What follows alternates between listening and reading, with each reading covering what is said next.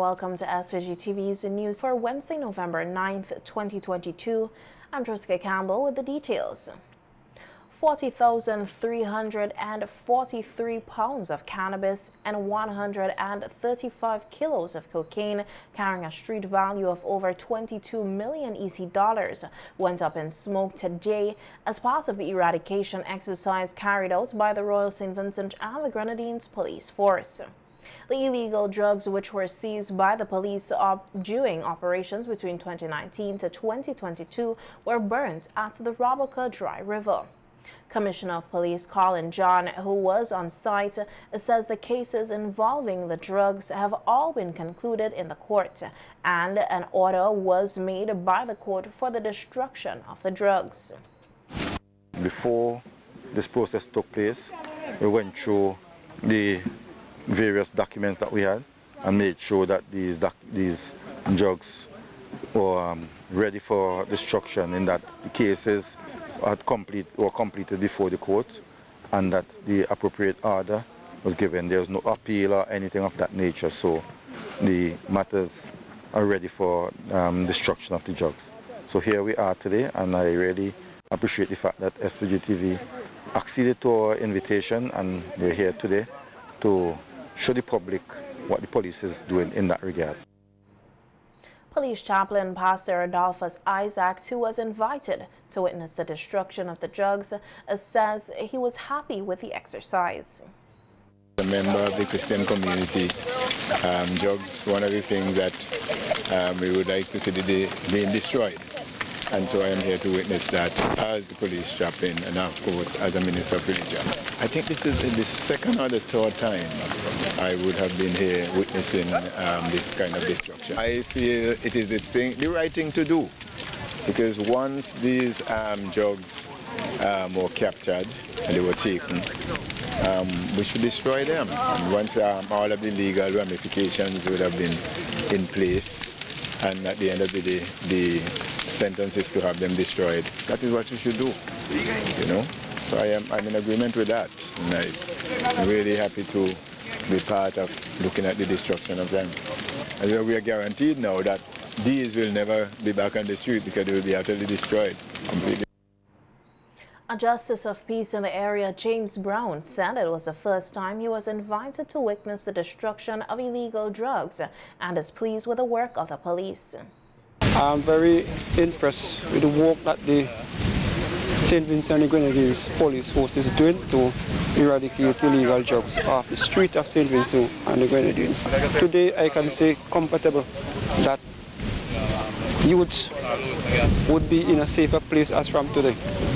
Again, let me repeat that.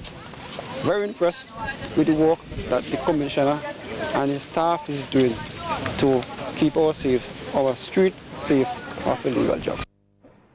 Head of the Police and Public Relations Complaints Department, Assistant Superintendent of Police Junior Simmons, says the destruction of the marijuana and cocaine are saving citizens, including the youth, from the effects of these dangerous drugs. Because if for some reason, you know, they were exposed to using these illegal drugs, then that would have affected them very, very seriously. The Commissioner of Police and the Royal St. Vincent Police Force, we have a zero-tolerance policy against crimes in general, and that is why, you know, we are always out there, you know, on the go, ensuring that our citizens are safe and protected from the criminals. There's a recent spate of gun crimes in our country, and you know that is something that the Commissioner of Police takes very seriously, and hence the reason why, you know, we have started some new operations to ensure that we ferret out those persons who are dealing in illegal firearms, and to ensure that they're arrested, taken to court, and they're charged, and let justice take its course. So we are really appealing to the public for the support in this initiative, because as police officers, as the police force, we cannot fight crime alone. we need the full support of the public, and we thank those who are supportive of the police, and those who are not yet on board, we encourage them to come on board. In other news now, government is moving ahead with plans for the redevelopment or reconstruction of the Little Tokyo bus terminal in 2023. During his weekly appearance on NBC Radio today, Prime Minister Dr. Afghan Saabs says he convened a meeting on Tuesday to put in place a steering committee and map out what they have to do broadly in relation to the project. The Prime Minister says he was happy to have at the meeting Minister of Urban Development, Senator Julian Francis, who is still in recovery. I invited Julian to the meeting and I sent for him in one of the vehicles at the office of the Prime Minister. And of course he was warmly received, and the meeting lasted an hour, and he was sharp, yes, and to the point, and laughing and joking. You know, because the important thing, even though he walks because of the stroke with a little limp at the moment, his reflections on this matter, including memory, like, I mean, he reminded us that there was a conceptual design when he was Minister of Transport and Works, which is there in the files, for the rehabilitation a few years ago. He remembered who were involved in it, and that's a starting point to review that particular conceptual design, so that you can give the design brief to an architect to do it. But clearly it's a complicated process. PM Gonsalves says the work on the Little Tokyo bus terminal entails breaking down structures to rebuild, and that they will have to hold more dialogue with the affected persons. We have some data already, but you have to talk again to people individually and deal with some issues of compensation. Well, compensation in quotation marks, because there's no obligation to do so. Right. You understand what I mean, Johnny? People, you know how this Labour government functions. Huh? Yes, yes. And we'll have to relocate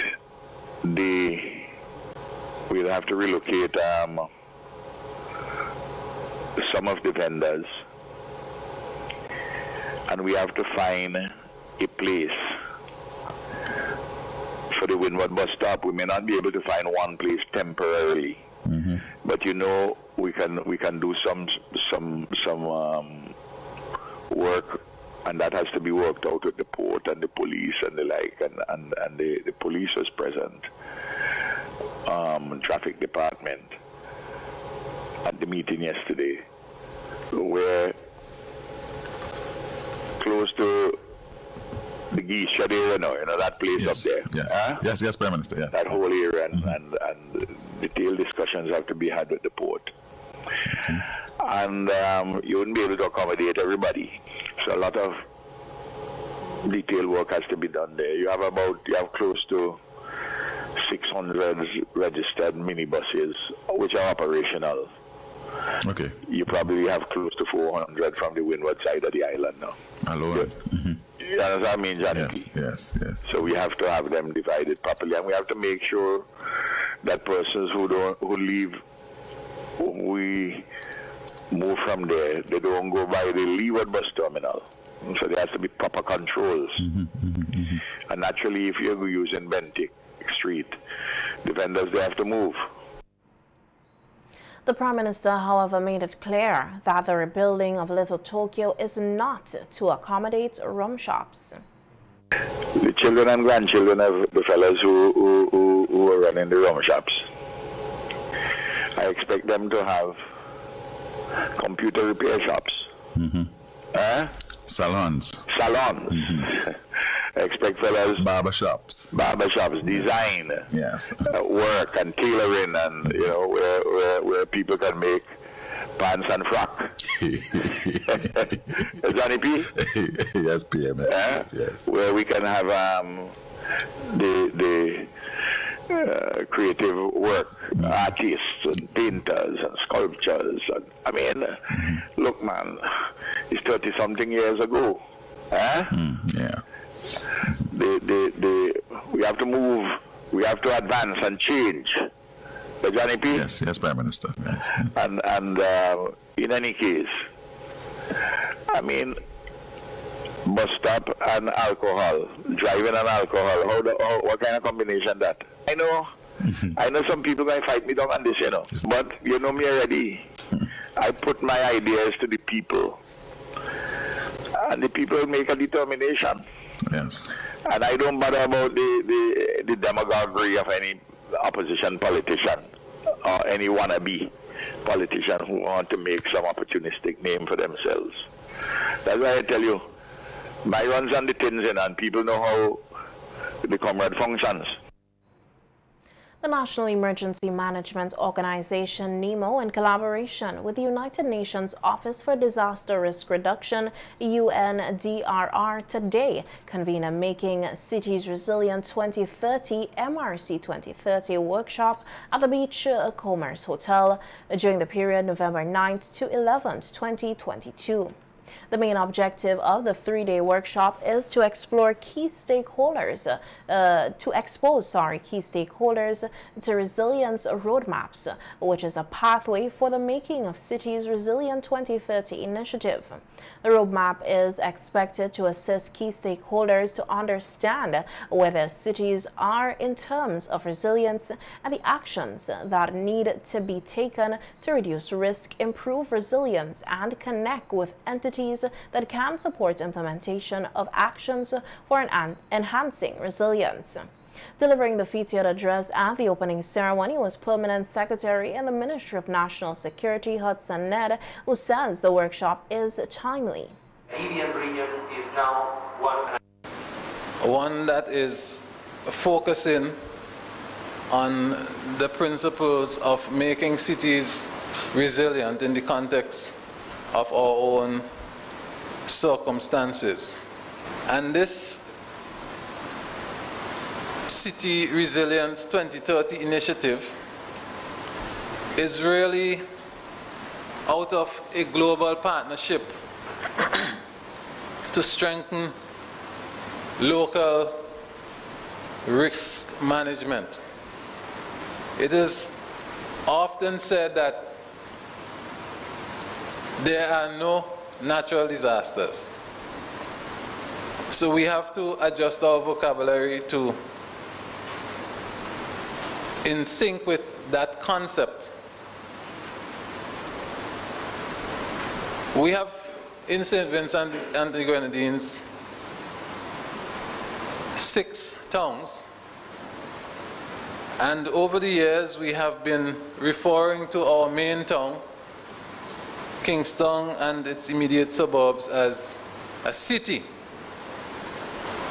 In the context of St. Vincent, we have a lot of pressure on our space that we call our city. And so it is important that we apply certain measures to manage the risk that comes or that is associated with that kind of pressure.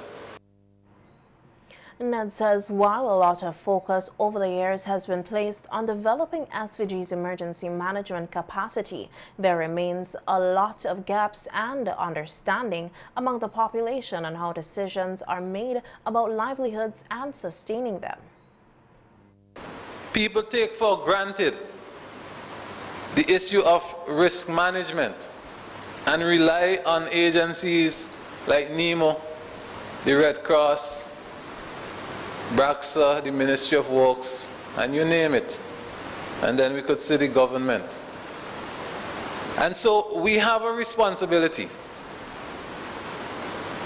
as part of this exercise of identifying what the risks are, to come up with strategies that can be translated down to the level of the layman, so that our knowledge can be distributed throughout the persons who interact in cities, that they can make decisions that will contribute to the overall good and strengthening of our systems. The arrival of 40,000 sacks of urea from Venezuela will create impetus for an agricultural revolution in St. Vincent and the Grenadines. This is according to Minister of Agriculture Suboto Caesar during an appearance on the API Morning SVG program. Caesar says the shipment of urea is expected to arrive in the state on Friday.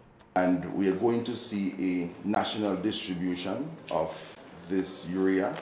We started the conversation with the farmers already, and one thing that was noted by the technicians in the ministry is that it is going to be guided by the technicians so that we do not harm our crops. We expect about 3 or 4 days to offload that fertilizer.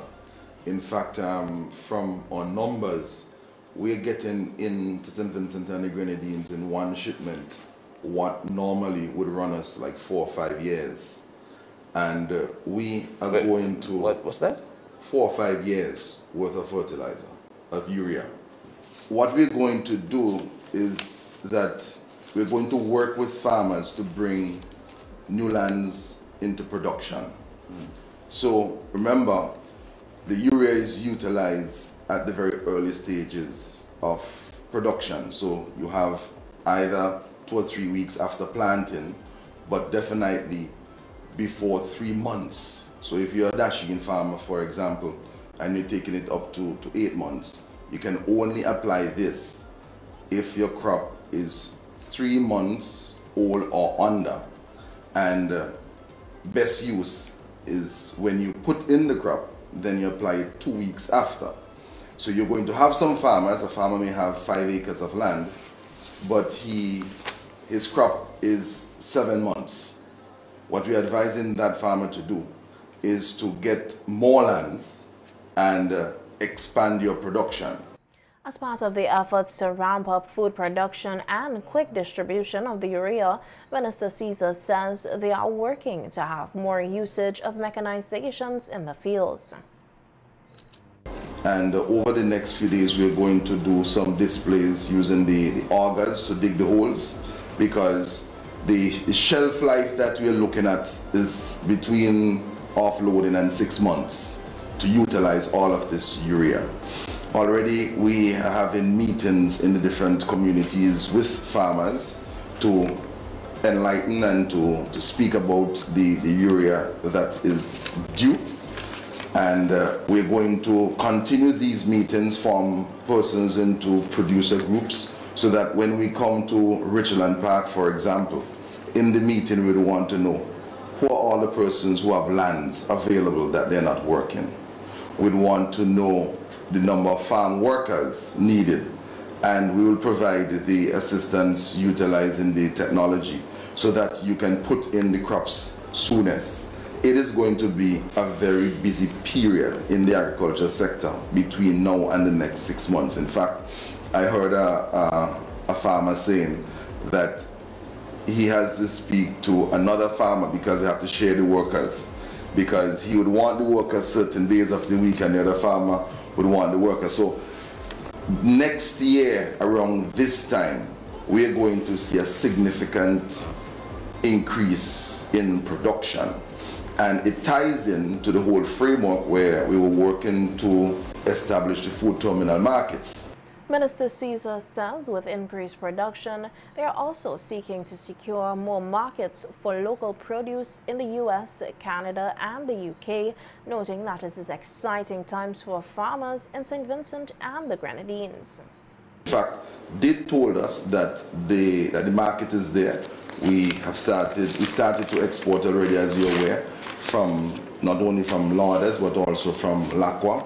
We are going to work with other investors and stakeholders to get Lanley Park up and running very soon. and we are refurbishing the Belmont facility on the leeward side. So the farmers are doing their part. The Ministry of Agriculture will be providing the technical support. The most important thing is that the urea will be here soon. We're going to see persons expanding in banana production, plantain production, all of the roots and tubers. The preparation for the opening of sandals, where we are going to see more persons getting into the production of vegetables. We would want persons to come on stream now, even though there's still a year or so to get the production systems up and running and correct. The Diamond area is set to become a bustling hub for tourism. Among the hotels being constructed in that area is the Maya Luxury Suites Hotel. Earlier today, Prime Minister Dr. Alvin Saabs made a tour of the facility, which is scheduled to be completed by late December 2022. The $18 million 40-room facility boasts a conference room which can host up to 100 participants, a bar and pool area, as well as a presidential and royal suite. Dr. Gonsalves congratulated the owner, Elliot McDowell, on his venture, noting that the hotel is an investment that will certainly augment the room stock on mainland St. Vincent. The Prime Minister added that other Vincentians can make similar investments, taking advantage of concessions by the government when establishing hotels. Area Representative Camilla Gonsalves said the construction of the hotel is in an ideal location with its proximity to the Argyle International Airport and comes at a time when there is an uptick in tourism.